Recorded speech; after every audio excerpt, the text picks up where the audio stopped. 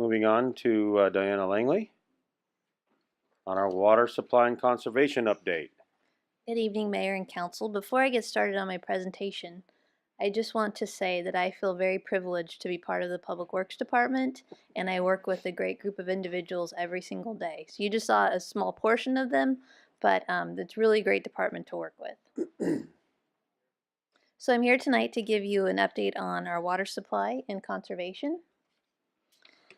If you recall, the city obtains water from the Feather River under 4 water contracts, 2 under the State Water Resources and Control Board, 1 under DWR, we are technically a state water contractor, and then another through the North Yuba Water District. If we have no curtailments, then our contract allotment amount is 32,848 acre feet, and that includes the production groundwater well at the water treatment plant. You can see through the progression of the drought, this is our actual water usage. So in 2013, we went from 18,178 acre feet to last year we were at 13,771 acre feet. So a tremendous amount of conservation took place. This year, so far, we've had no curtailments. We have 100% allotment under our DWR contract, and of course our North Yuba water contract has stayed whole the entire time during the drought. And so this projected water supply of 26,771 acre feet, it's really just a matter of just assuming that the State Water Resources Control Board permits would be curtailed at some time. Those are our winter water contracts, but to date we have not received any notices. But typically we switch over to our North Yuba Water District and DWR contract water in May, this time frame, and then utilize those for the summer. So with that, I'm very happy to report that Yuba City no longer has a water conservation mandate. All irrigation restrictions have been removed, so the previous 2 days per week has completely been removed. However, the governor, in his executive order to encourage people to continue to make water conservation a way of life, has prohibited certain practices permanently, and so those include hosing off sidewalks, driveways, and other hardscapes, washing automobiles without a hose shutoff nozzle, using non-recirculated water in a fountain. This is the one where I see a lot of issues with properties in Yuba City. Watering lawns in a manner that causes runoff. And then you're also supposed to, not supposed to water within 48 hours after a measurable precipitation. So that's become a permanent restriction. And then of course irrigating ornamental turf on public street medians. So for water conservation, we've had a very wet winter, and when you compare our water usage to the same month in 2013, we've actually seen very high conservation numbers over these last few months since July 2016. And in actuality, April 2017 was the highest month of conservation we've received at 35.8%. So a tremendous amount. So why is that important? As we move into discussing the water rates, which will be presented next Tuesday at the budget workshop, the proposed water rates. The previous rate model was based upon a 15% conservation amount. You can actually see that our customers actually maintained a higher level of conservation.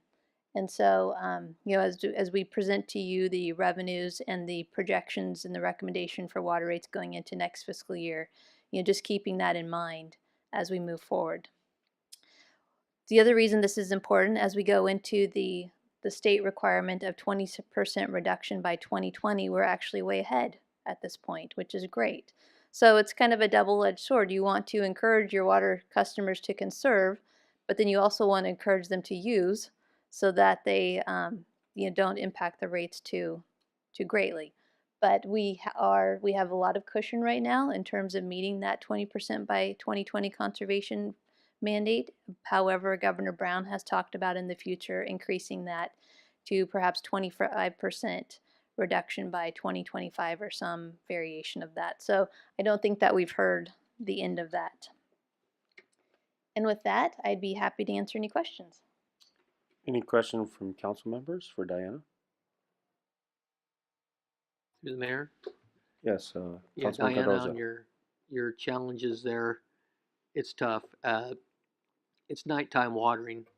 You got rolling rivers at night. I know it's tough. I've been out and about. You see it all over. I guess we'll just have to educate or something like that. I'll trust your judgment on how you would like to handle it. But Yeah, it's not during the day. I see a lot. I'm out about it. There's a lot at night. yeah, you know, our customer service reps at City Hall, when they're out and about, if they see somebody's, you know, irrigation that's going over the sidewalk, they'll try to stop and do a door hanger or something like that. You know, we don't have night patrols in place. When we were under the 32% mandate, we did have night patrols that went out to, you know, encourage people to reduce their watering. We're not doing patrols now since we don't have a conservation mandate.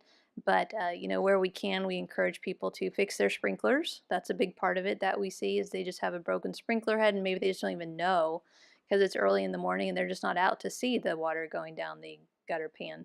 So, you know, it's important to test your irrigation system and be there to see it operating to make sure it's functioning properly.